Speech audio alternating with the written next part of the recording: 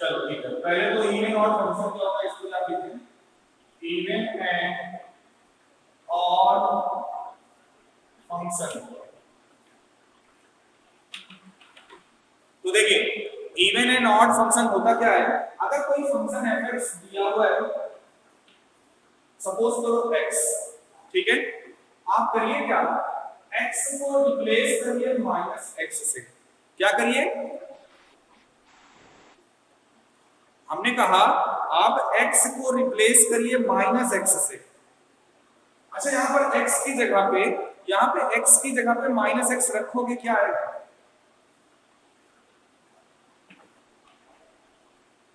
-x आया।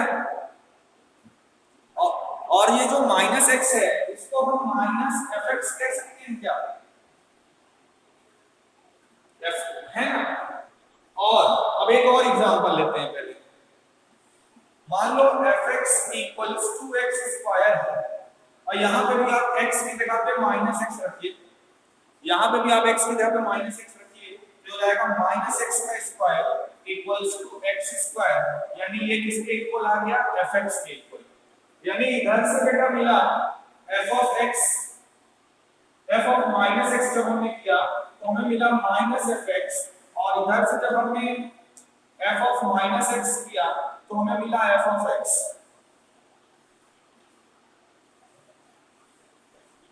ये दोनों देख रहे हो आप लोग, तो देखो, तो जब x की जगह पे, जब x की जगह पे -x रिप्लेस करने पर -fx मिलता है तो ऐसे फंक्शन को क्या कहा जाता है, ऑड फंक्शन। और अगर x की जगह पे, अगर हम x की जगह पे -x रखते हैं और वापस से हमें वही मिलता है fx, देखो यहां पे -x रखने पर कोई फर्क पड़ेगा क्या, तो ऐसे फंक्शन को क्या बोलते हैं, इवन फंक्शन बोलते हैं। ऑड फंक्शन बेटा क्या होता है, ऑड फंक्शन क्या होता है, जब आप x की जगह x को -x से, जब आप x को -x से रिप्लेस करते हो तो -fx अगर आपको मिल रहा हो तो वो फंक्शन ऑड कहलाता है। और जब आप x की जगह पे -x रखते हो और वापस से आपको fx ही मिल रहा हो तो ऐसे फंक्शन को इवन फंक्शन कहते हैं। हर्षित क्लियर है। अच्छा मैं नहीं बेटा नहीं, ऐसा नहीं।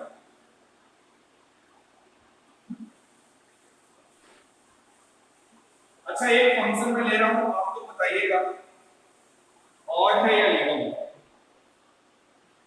fx equals to sin x, fx equals to sin x, बताइए ये ऑड फंक्शन है या इवन फंक्शन है, fx equals to sin x।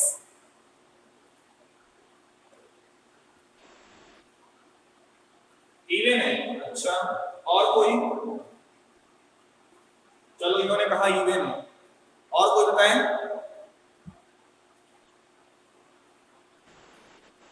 फिर वही बात, तो फिर मेरे बताने का मतलब क्या हुआ, जब तुम अभी भी श्योरिटी के साथ नहीं कह पा रहे हो कि इवन हो सकता है कि ऑड हो सकता है। अच्छा ये बताओ, हमने क्या बोला, आप x को रिप्लेस करो -x से, x को रिप्लेस करो -x से,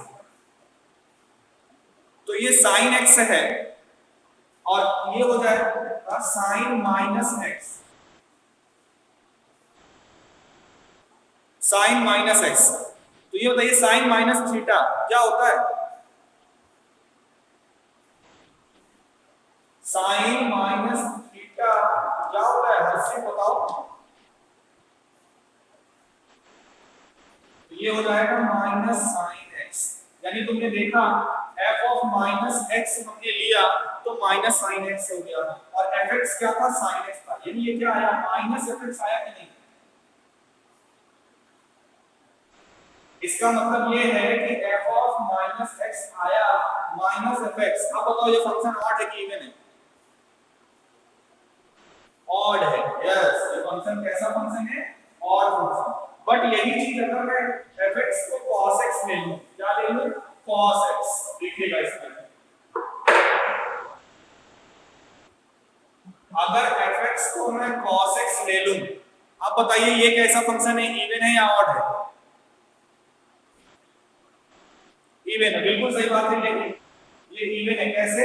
आप x को रिप्लेस करिए -x से, तो ये हो जाएगा f of -x equals to cos -x, और cos माइनस थीटा क्या होता है? cos theta. तो ये हो जाएगा cos x, और cos x क्या था? fx था। इसका मतलब ये देखा हमने कि f of -x क्या रहा है? fx आ रहा है। इसका मतलब बेटा ये कैसा फंक्शन है? इवन फंक्शन है। तो इवन फंक्शन और ऑड फंक्शन क्या होता है, क्लियर है? कोई डाउट? स्टार्ट करते हैं बेटा chapter number 3, trigonometric function. Trigonometric function. तो ट्रिग्नोमेट्रिक फंक्शन कितने होते हैं? कौन कौन से ट्रिग्नोमेट्रिक फंक्शंस हैं? बेसिकली अगर आप ट्रिग्नोमेट्री के बारे में क्या जानते हो?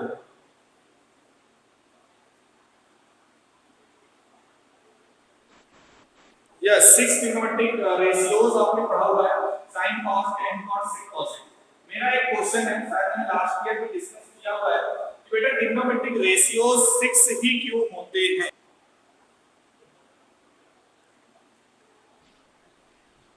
बताइए। 5 क्यों नहीं होते, 8 क्यों नहीं होते, 10 क्यों नहीं होते? ट्रिग्नोमेट्रिक रेशियो 6 ही क्यों होते हैं? Anyone of you?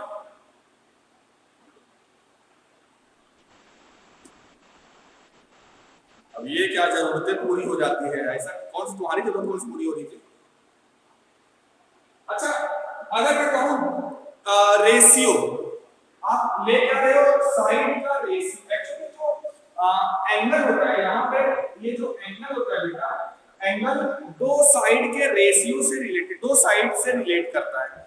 जैसे यहाँ पे AC और BC है, तो मैं ये कहूं कि अगर आपसे मैं कहूं रेशियो लो तीनों साइड के बीच का, AC, BC और AB, तो आप रेशियो कितने तरीके से ले सकते हो? एक रेशियो आप ले सकते हो AC अपॉन BC, एक रेशियो आप ले सकते हो BC अपॉन AB, और एक रेशियो ले सकते हो आप AB अपॉन AC। ये तीन रेशियो ले सकते हो, और तीन इनके अपोजिट, मतलब इनके रेसिप्रोकल ले लो, ऐसे लिख सकते हैं BC upon AC, BC upon AB and AC upon AB। अच्छा, इन 6 रेशियो के अलावा क्या कोई और रेशियो पॉसिबल है किसी भी दो साइड को लेकर?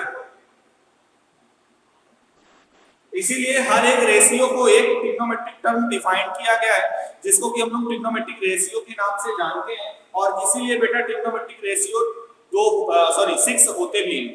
इसीलिए ट्रिग्नोमेट्रिक रेशियो 6 होते भी हैं।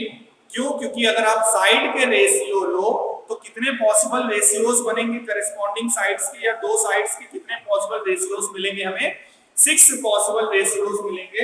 इस वजह से ट्रिग्नोमेट्रिक रेशियो कितने होते हैं? 6 होते हैं। ठीक है, यहाँ पे और दो साइड का ही कहोगे सर रेशियो हम क्या 3 नंबर का नहीं ले सकते, 3 साइड का नहीं ले सकते? बिल्कुल ले सकते हो बेटा, बट यहाँ पर हमें ट्रिग्नोमेट्रिक फंक्शंस में या ट्रिग्नोमेट्रिक रेशियोज में क्या देखना है? जो थीटा है, ये जो एंगल है, ये वेरी करता है, ये किस पर डिपेंड करता है? ये डिपेंड करता है बेस और परपेंडिकुलर पे, मतलब इन दोनों साइड पे ये डिपेंड करता है। अगर थीटा कम या अगर आप BC और AC को कम या ज्यादा करोगे तो थीटा कम या ज्यादा होगा। तो कहने का मतलब BC और AC पर ही ये थीटा क्या होता है? डिपेंड करता है। ठीक है, इस वजह से यहाँ पे दो साइड का रेशियो लिया जा रहा है। तो ये तो हो गया ट्रिग्नोमेट्रिक रेशियो 6 क्यों होते हैं। ओके, अब बेटा यहाँ पर तो क्लास 11 में हम लोग को पढ़ना है ट्रिग्नोमेट्रिक फंक्शंस के बारे में। अच्छा देखिए, बहुत ध्यान से अगर आप लोग समझिए तो पहले हम लोगों ने पढ़ा सेट थ्योरी, फिर उसके बाद हम लोगों ने पढ़ा रिलेशन एंड फंक्शन, अब हम लोग क्या पढ़ रहे हैं? Trigonometric function.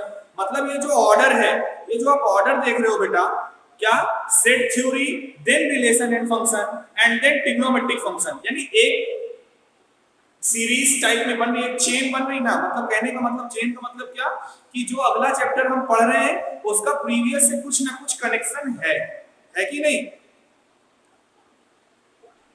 यहां पे भी ट्रिग्नोमेट्रिक फंक्शन पढ़ रहे हैं और फंक्शन अभी अभी हम लोगों ने पढ़ा भी है। फंक्शन क्या होता है कोई रिकॉल कराए हमें? फंक्शन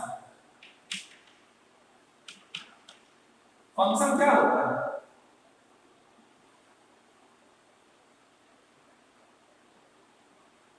कोई बताओ फंक्शन क्या होता है?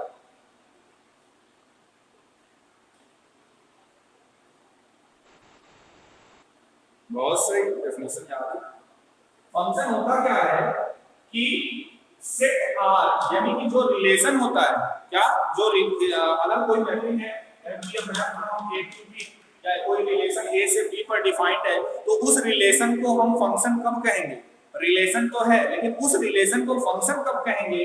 When any two ordered pairs या ये कह सकते हैं when no two ordered pairs have distinct x coordinate, मतलब रिलेशन सेट में जितने भी ऑर्डर्ड पेयर मिलेंगे उनमें से किसी भी दो को आप ले लो, किसी भी दो को ले लो तो x कोऑर्डिनेट कभी भी सेम नहीं होना चाहिए। जैसे मैंने लिखा 2, 1, 2, 3, 2, 4, तो क्या ये रिलेशन फंक्शन होगा?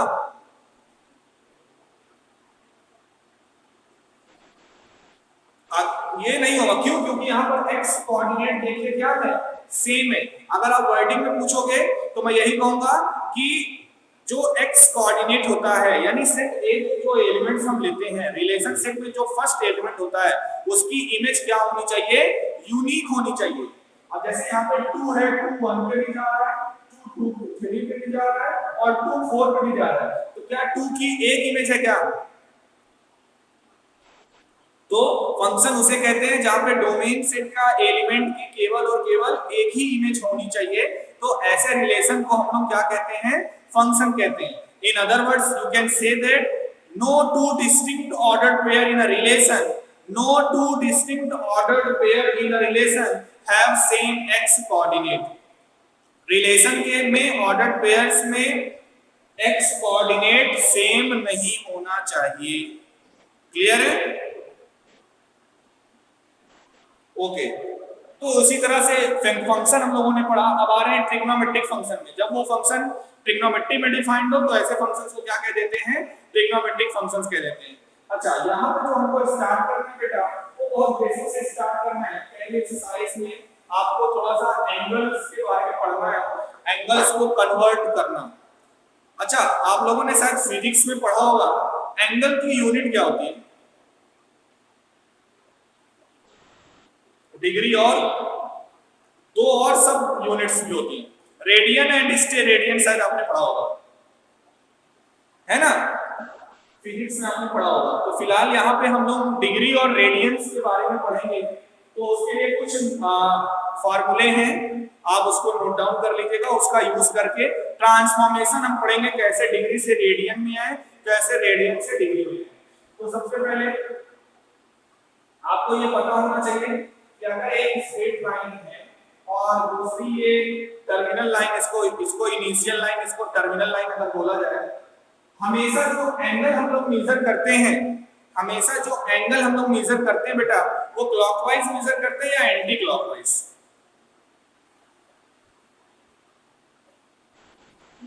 यस, मतलब अगर पूछा जाए ये एंगल, तो ये एंगल थीटा मान लो है, ठीक है?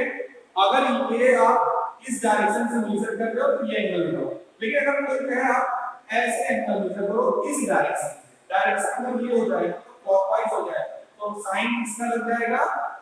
माइनस का लग जाएगा, ठीक है? हमेशा डायरेक्शन एंगल की एंटी क्लॉकवाइज होती है। अगर आप क्लॉकवाइज जा रहे हो तो आपको नेगेटिव साइन लगाना पड़ेगा। क्लियर है? बोलो। ओके तो ये बताइए आपने पाई पढ़ा होगा, जैसे अगर मैं कहूं कि 60 डिग्री है, इसको आप लोग पाई के फॉर्म में चेंज करिए। आप लोगों ने लास्ट ईयर ट्रिग्नोमेट्री पढ़ा हुआ है और ट्रिग्नोमेट्री में आप लोगों ने किया भी होगा, जैसे कई बार आता था tan pi by 4, tan pi by 4, तो आप लोग सीधा लिख देते हैं tan 45 डिग्री, लिखे थे कि नहीं? तो ये बताइए अगर 60 डिग्री को हमको पाई के फॉर्म में चेंज करना है तो कोई बताएगा 60 को हम क्या लिखेंगे पाई के फॉर्म में? पाई बाई जी नहीं, पाई बाई 3 लिखेंगे। क्या लिखेंगे? पाई बाई 3, पाई बाई 30 नहीं। तो जो हम फार्मूला बताना चाहते हैं कि अगर देखो, इसका मतलब ये है कि जो 360 डिग्री होता है, जैसे आप 360 डिग्री रोटेशन लेते हो तो 360 डिग्री इसके इक्वल होता है 2 पाई के इक्वल होता है। 360 जो है 2 पाई रेडियन के इक्वल होता है। तो यहां से हम ये रिलेशन लिखते हैं, अगर किसी डिग्री को रेडियन में बच्चों चेंज करना है तो हम क्या करते हैं, पाई बाई 180 से क्या करते हैं, मल्टीप्लाई करते हैं, तो वो रेडियन में चेंज हो जाता है। ठीक है, अगर किसी डिग्री को रेडियन में चेंज करना है तो हम उसमें किससे मल्टीप्लाई करेंगे, पाई बाई 180 से, तो वो रेडियन में आ जाएगा। जैसे ये 60 डिग्री था, अगर इसमें मैं पाई बाई 180 से मल्टीप्लाई करूं तो 63 जा 180, ये पाई बाई 3 आया कि नहीं? तो इसका मतलब आप ये कह सकते हो कि 1 डिग्री, यानी डिग्री को आपको रेडियन में चेंज करना है तो पाई बाई 180 से मल्टीप्लाई करेंगे। ठीक है, ध्यान से सुनिए, अगर डिग्री को रेडियन में चेंज करना है तो आप क्या करेंगे, उस डिग्री के नंबर में पाई बाई 180 से मल्टीप्लाई करेंगे, जैसे मैंने ये 60 डिग्री को किया। किसी को कोई डाउट? अच्छा, अब इसी का उल्टा मैं पूछूं, अब इसी को अगर आप उल्टा ले जाओ, 1 रेडियन है मान लो, और रेडियन को आपको चेंज करना है बेटा डिग्री में, तो किससे मल्टीप्लाई करेंगे?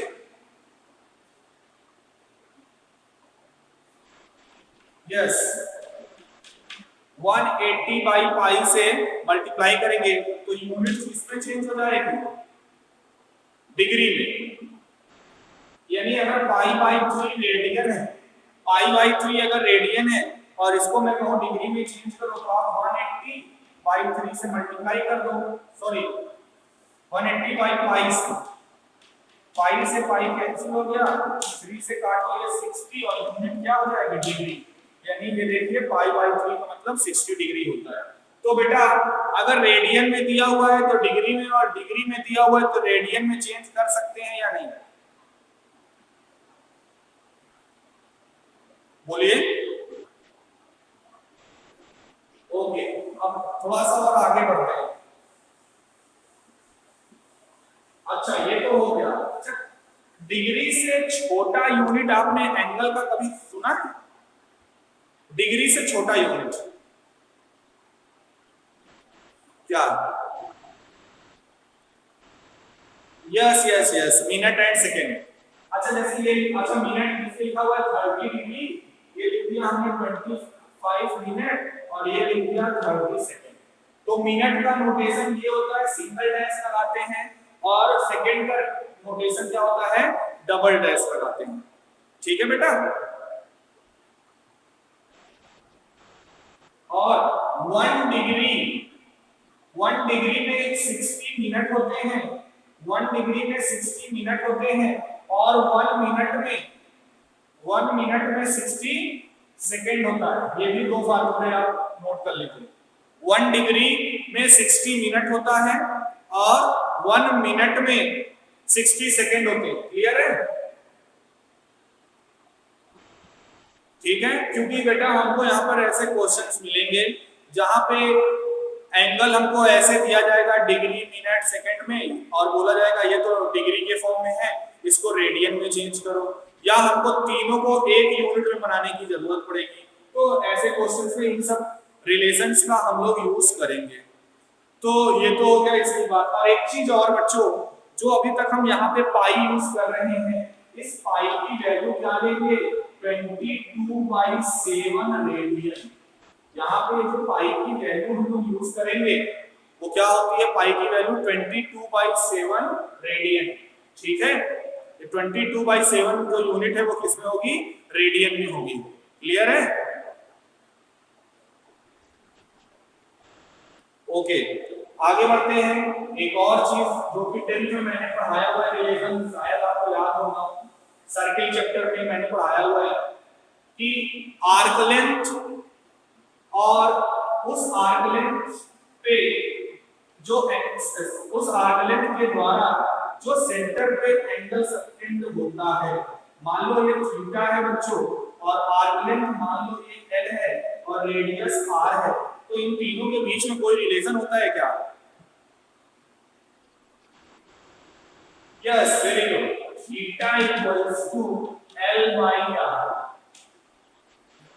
where L is the arc length, R is the radius and theta is the angle between the end point between the two radii. इन दोनों रेडियाई के बीच का एंगल थीटा है, R रेडियस है और L क्या है? आर्क लेंथ है। तो बेटा theta equals to L by R होता है। क्लियर है? बोलिए। अच्छा, चलिए बेटा अब एक आध क्वेश्चन हम लोग करते हैं जिसमें हम लोग कन्वर्ट करेंगे, डिग्री और मिनट में दिया हुआ है और टोटली उसको हमें क्या करना है? रेडियन में चेंज करना है। किसमें? रेडियन में चेंज करना है। 40 डिग्री एंड 20 मिनट, क्या क्वेश्चन है? 40 डिग्री और 20 मिनट को रेडियन में चेंज करिए। चलिए करते हैं। 40 degree and 20 minute, 40 degree 20 minute, इसको किसमें चेंज करना है? Change this into radian। तो ये तो क्वेश्चन हो गया, इसको हमें रेडियन में चेंज करना है। कोई बताएगा क्या प्रोसीजर करें? सबसे पहले इससे क्या करना चाहिए? क्यों, कोई बताएगा?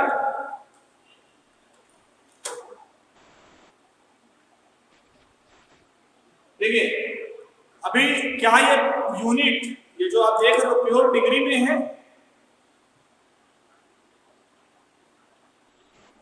तो सबसे पहले हम करेंगे क्या? इसको डिग्री में बनाएंगे। क्यों? क्योंकि हमने पढ़ा हुआ है कि डिग्री को रेडियन में चेंज करने के लिए पाई बाई 180 से मल्टीप्लाई करते हैं, बट अभी तो ये प्योर डिग्री है भी नहीं, इसमें मिनट है। बट बेटा क्या हम मिनट को डिग्री में चेंज कर सकते हैं? ये लिखा हुआ है 40 डिग्री 20 मिनट, इसको लिख सकते हैं 40 डिग्री और 40 डिग्री और 20 मिनट को अगर हम ये लिख दें 20 बाई 60 और ये लिख दें डिग्री। क्यों? क्योंकि अभी अभी हमने बताया बेटा कि 1 डिग्री में 60 मिनट होते हैं, 1 डिग्री में 60 मिनट होते हैं और मिनट को डिग्री में चेंज करना है तो 60 से डिवाइड करेंगे कि नहीं? तो यहाँ पे इसको 60 से जब डिवाइड करेंगे 21 जा 90, 23 जा 60, ये क्या आ जाएगा? 40 राइट 1/3 डिग्री। आया कि नहीं? अब इसको अगर आप सिंपलीफाई करिए तो ये हो जाएगा 121, 43 जा 120, 121/3 डिग्री। देखिए अभी हमने क्या किया? अभी हमने रेडियन में चेंज ही नहीं किया। सबसे पहले जो क्वेश्चन दिया हुआ था उसको हमने बेटा डिग्री में चेंज किया। अब डिग्री में चेंज हो गया, अब इसको किस में चेंज करना है? रेडियन में चेंज करना है। और रेडियन में चेंज करने के लिए क्या करेंगे? पाई बाई 180 से ये हो जाएगा रेडियन। आप ब्रैकेट में लिख देना since 1 degree equals to pi by 180 radian.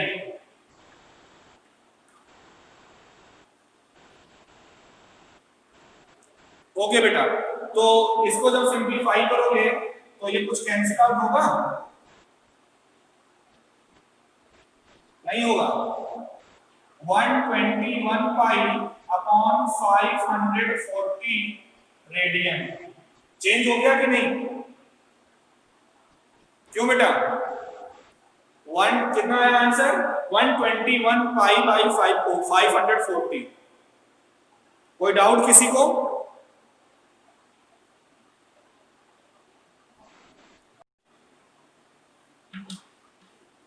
Example number 4 क्या बोला जा रहा है? The minute hand of a watch is 1.5 centimetre long. किसी वॉच की मिनट हैंड 1.5 सेंटीमीटर लॉन्ग है। ठीक है, बोला क्या जा रहा है, the minute hand of a watch is 1.5 centimetre long, how far does it tips move in 40 minutes. मतलब ये हो गया इसका टिप 40 मिनट में, कितने मिनट में, 40 मिनट में ये कितना मूव करेगी।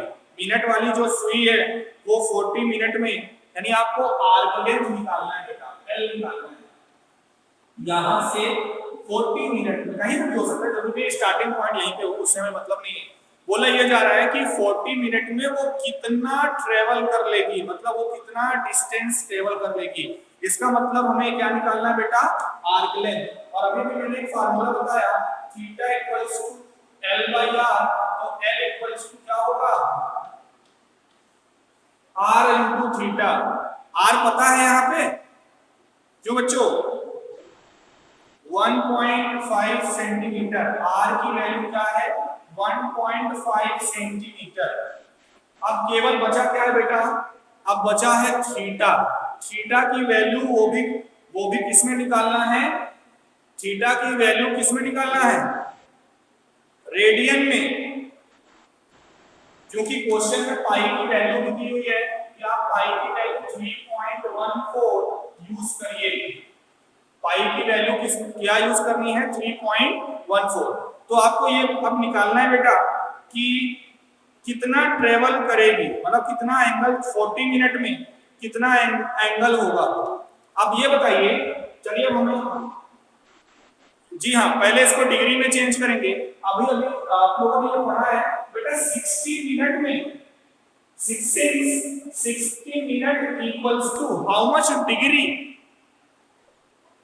1 degree. Okay, so in 1 minute how many degree, 1 upon 60. So in 40 minute, it is 40 by 60। ये 40 by 60 डिग्री हो, इसका मतलब क्या आ जाएगा 2 by 3 डिग्री, 2 by 3 डिग्री। कोई दिक्कत, इसका मतलब बच्चों ये आया कि जो घड़ी की मिनट वाली जो टिप है वो 40 मिनट में कितना एंगल रोटेट हुई, 2/3 डिग्री। कि 40 मिनट में 2/3 डिग्री का वो हो रहा है, the minute hand turns through 2/3 of a revolution, therefore theta is equal to क्या होगा 2/3 into 360। क्या होगा, थीटा की वैल्यू मतलब कितना एंगल फॉर्म हुआ। ये तो 40 मिनट में 2/3 और 2/3 360 का कितना पार्ट है, एक रिवॉल्यूशन में 360 डिग्री होता है, तो उसका जब 2/3 निकालेंगे बेटा तो ये आएगा 240 डिग्री। ये क्या आएगा, यहाँ पे थीटा की वैल्यू बेटा क्या होगी 240 डिग्री होगी। ठीक है, क्योंकि 2/3 रिवॉल्यूशन ले रहा है और एक रिवॉल्यूशन में हमें पता है 360 डिग्री होते हैं, और मिनट हैंड जो है 2/3 का रिवॉल्यूशन ले रहा है, और वो 2/3 360 का कितना है, वो 2/3 जो है 360 का। अब जैसे देखो, ऐसे देखो, ये वॉच हो गई और ये मान लो मिनट वाली हैंड है पहले स्टार्टिंग पोजीशन पे, और 40 मिनट बाद वो यहाँ पर आई, 40 मिनट बाद यहाँ पर आई है, तो ये जो एंगल फॉर्म होगा, ये कितना होगा 240 डिग्री। भाई आपको पता है कि 360 डिग्री जो है 60 मिनट में रोटेट करता है कि नहीं, तो इसी तरह से 40 मिनट में कितना रोटेट करेगा, 2 इसका आ जाएगा 240 डिग्री आ जाएगा। थीटा की वैल्यू 240 डिग्री आई, रेडियन में चेंज कर लीजिए π/180, तो ये हो जाएगा 0 से 0 कैंसिल, यहाँ पे आ जाएगा 6 4 या 24, 4 π/3। तो यहाँ पे वैल्यू रख दीजिए L equals to 1.5 into 4 into pi की वैल्यू 3.14 और अपॉन में 3 जो आएगा वही हो जाएगा आपको इतना सेंटीमीटर आंसर। ठीक है बेटा।